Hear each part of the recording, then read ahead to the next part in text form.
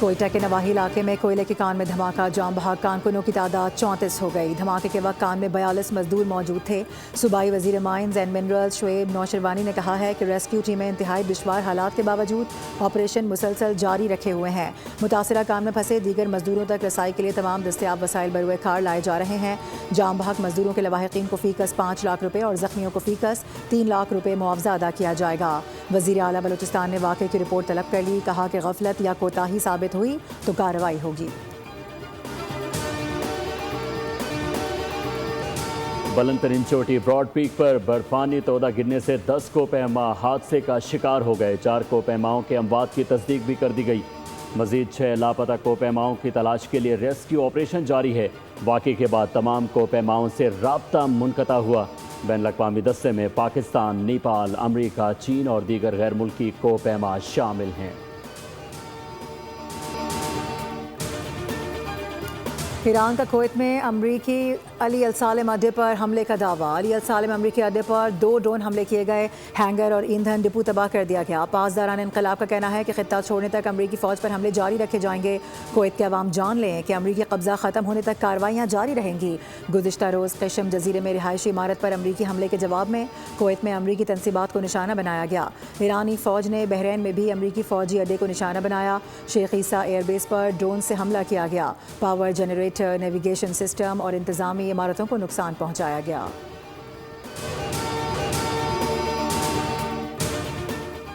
پاسداران انقلاب نے مشرق وسطیٰ میں نشانہ بنائے گئے امریکی فوجی اثاثوں کی فہرست جاری کر دی۔ 15 روز میں راڈار فضائی دفاعی نظام کے 7 کمانڈ اینڈ کنٹرول مراکز کو نشانہ بنایا گیا۔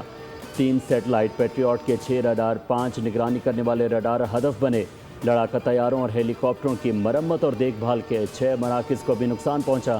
امریکہ کے 11 لڑاکا طیارے اور ہیلی کاپٹرز کو بھی نقصان پہنچایا گیا۔ MQ-9 ڈرونز کے 6 ہینگرز، F-15 لڑاکا طیارے اور 1 ہینگر کو نشانہ بنایا گیا۔ امریکہ آئے روز کسی نئے جرم کا ارتکاب کر کے اپنے ہاتھ آلودہ کرتا ہے۔ قشم جزیرے پر شہریوں کے رہائشی مکانات پر حملے امریکی مظالم کا تسلسل ہیں۔ ایرانی اسپیکر باقر کالیباف نے کہا ہے کہ امریکہ میدان جنگ میں ملنے والے تماچوں کا بدلہ بے گناہوں سے لیتا ہے۔ امریکیوں کو بے گناہوں کا خون بہا کر بدلہ لینے کی عادت پڑ چکی ہے۔ امریکہ کو اپنے مظالم کی قیمت چکانا پڑے گی۔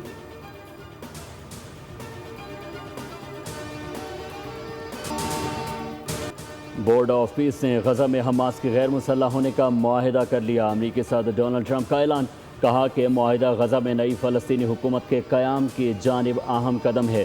معاہدہ مرحلہ وار اور منظم طریقے سے نافذ کیا جائے گا۔ امریکی صدر نے کہا کہ اسرائیل کو بھی وہ سیکیورٹی فراہم کی جائے گی جس کا وہ مطالبہ کرتا ہے تاکہ غزہ کو مستقبل میں حملوں کے اڈے کے طور پر استعمال نہ کیا جا سکے۔ ادھر حماس کا غیر مسلح ہونے سے انکار، غزہ معاہدہ امریکی انخلا سے اسرائیلی انخلا سے مشروط کر دیا۔ کہا کہ اسرائیل اپنی ذمہ داریاں پوری کرے گا تو ہی معاہدے پر عمل ہوگا۔ ہتھیار اسرائیل یا کسی غیر فلسطینی فریق کے حوالے نہیں کریں گے۔ امریکی سینٹ میں ایران کے خلاف جنگ روکنے کی قرارداد مسترد۔ امریکی میڈیا کے مطابق قرارداد کے حق میں 49 اور مخالفت میں 50 ووٹ پڑے۔ 3 ریپبلکن سینیٹرز نے ڈیموکریٹس کے ساتھ مل کر قرارداد کے حق میں ووٹ دیا۔ ایران جنگ میں امریکی شمولیت کے لیے کانگریس کی منظوری لازمی قرار دینے کا مطالبہ کیا گیا تھا۔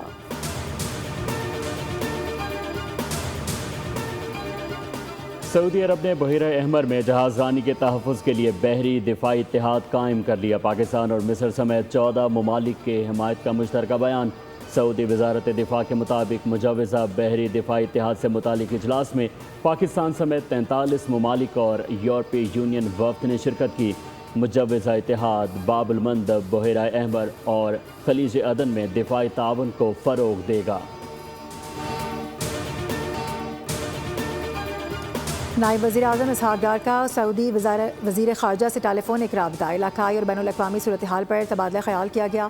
پاکستان اور سعودی عرب کے درمیان باہمی رابطے برقرار رکھنے پر اتفاق ہوا۔ ترجمان دفتر خارجہ کے مطابق بحیرہ احمر اور باب المندب میں حالیہ پیش رفت پر بھی بات چیت کی گئی۔ اردن کی فلسطین کی صورتحال پر عرب اور اسلامی ممالک اجلاس کی تجویز کا خیر مقدم کیا گیا۔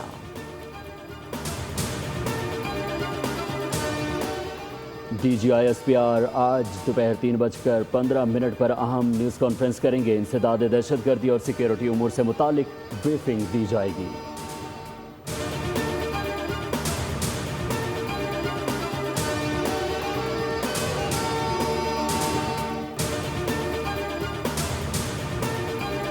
آذربائیجان کے سفیر خضر فرہدوف کی وزیر اعظم شہباز شریف سے الوداعی ملاقات۔ سفارتی ذمہ داریوں کے دوران گہرے برادرانہ تعلقات کے فروغ کے لیے ان کی مخلصانہ کاوشوں کو سراہا گیا۔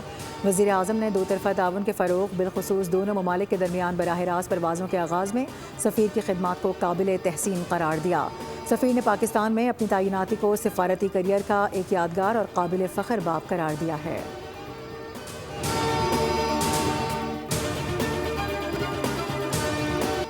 یومیہ پرائز پالیسی عوام کے لیے عذاب بن گئی، حکومت کا تیل کا کھیل جاری۔ کل پیٹرول 75 پیسے سستا کیا، آج پھر مہنگا کر دیا۔ پیٹرول کی قیمت میں 1 روپے 9 پیسے اور ڈیزل کی قیمت میں 2 روپے 42 پیسے کا اضافہ۔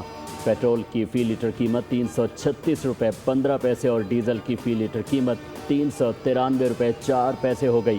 وزارت پیٹرولیم نے نوٹیفیکیشن جاری کر دیا۔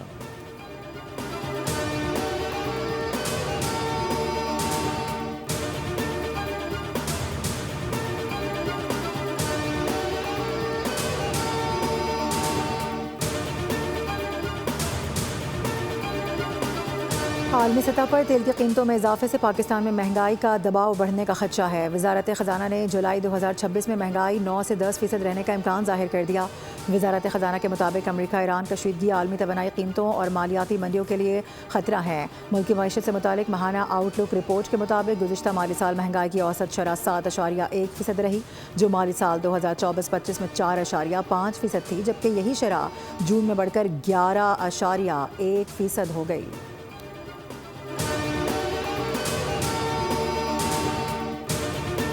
پاکستان اسٹاک مارکیٹ میں کاروباری ہفتے کے آخری روز تیزی، 100 انڈیکس میں 1500 سے زائد پوائنٹس کا اضافہ، انڈیکس 1,77,000 کی سطح پر ٹریڈ۔ ادھر عالمی منڈی میں خام تیل کی قیمتوں میں بھی اتار چڑھاؤ جاری، برنٹ خام تیل $88 فی بیرل کا ہو گیا، امریکی خام تیل $82 فی بیرل پر ٹریڈ ہوا۔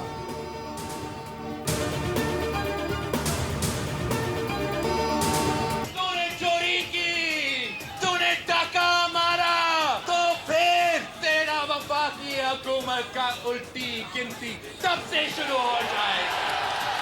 تو نے میرے مینڈیٹ چوری کیا، میں آپ کے تخت کے لیے آ جاؤں۔ پاکستان پیپلز پارٹی ہے ہم بھائی، پی ٹی آئی کے ممی ڈیڈی والے نہیں ہیں۔ آزاد کشمیر کے الیکشن پر ڈاکہ ڈالا گیا تو وفاقی حکومت کی الٹی گنتی شروع ہو جائے گی۔ Chairman Peoples Party Bilawal Bhutto کا الٹیمیٹم، مظفر آباد میں خطاب کرتے ہوئے کہا کہ مینڈیٹ چوری ہوا تو ہم تخت لینے آ جائیں گے۔ آپ کیا چاہتے ہیں کہ پیپلز پارٹی بھی سڑکوں پر آ جائے؟ جان لیں کہ ہم پی ٹی آئی کے ممی ڈیڈی نہیں، ہمارے پاس جیالے ہیں جنہوں نے ضیاء الحق اور مشرف دور کا مقابلہ کیا۔ نون لیگ نے الیکشن کو زندگی موت کا سوال بنا دیا ہے۔ نون لیگ سمجھ رہی ہے کہ کشمیر میں شکست سے وفاق میں ان کی چھٹی ہو جائے گی۔ الیکشن کا بوائیکاٹ نہیں کریں گے، ڈٹ کر کھڑے رہیں گے۔ پی ٹی آئی کو کہتا ہوں بوائیکاٹ کی سیاست چھوڑ دو، تمام سیاسی جماعتوں کو ساتھ لے کر چلیں گے۔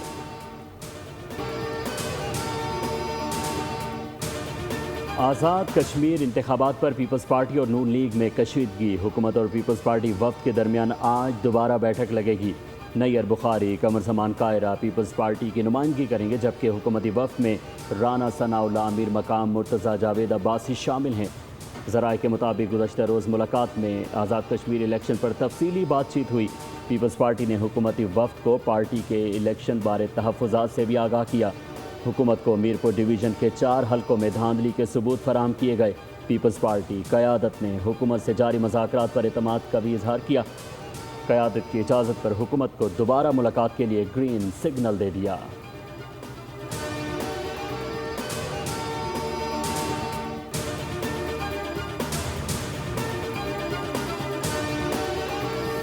اگر اکٹھا ہو گیا تو یہ ہر چیز کو الٹ سکتا ہے۔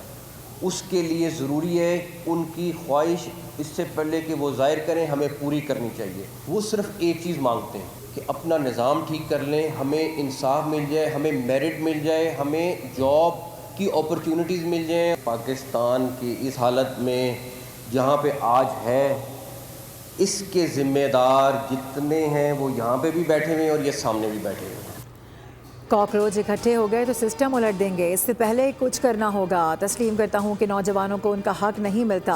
वफाकी वज़ीर दाखिला मोहसिन नकवी का इकोनॉमिक समिट कॉन्फ्रेंस से खिताब, नए सूबों के क़याम को भी नागुज़ीर करार दिया। बोले कि जब तक नए यूनिट्स नहीं बनेंगे काम भी नहीं होगा। मौजूदा सिस्टम तबाह हो चुका है, मौजूदा हालात के ज़िम्मेदार यहाँ बैठे लोग भी हैं। वफाक का हाल ये है कि जब बजट बनाते हैं तो खसारे का होता है। वज़ीर आज़म 18 घंटे भी काम कर लें, सिस्टम रीसेट करने तक मामलात बेहतर नहीं हो सकते।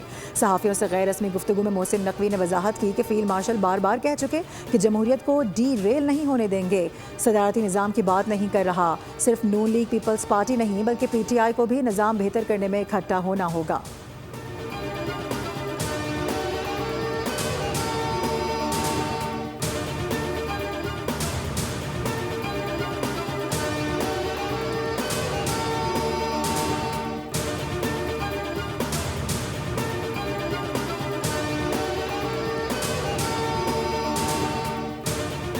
अलीम खान बयान नहीं अमली इकदाम करें, इस्तीफ़ा देकर हुकूमत मुखालिफ बेंचों पर बैठे हैं। वज़ीर दिफा ख्वाजा आसिफ का वज़ीर मवासलात को इस्तीफ़े का भी मशवरा। एक्स पर बयान दिया कि कश्मीरियों के साथ रावी किनारे मुतासरीन से भी यकजहती का अमली सबूत दें, सिर्फ बयानात मत दें। इस्तीफ़ा देकर सियासी मौक़िफ़ वाज़े करें। असम्बली इजलास करीब है, अब दावों के बजाय अमली इक़दाम का वक्त आ चुका है। सियासत सिर्फ बयानात नहीं, शर्म, हया और अमली किरदार भी मांगती है।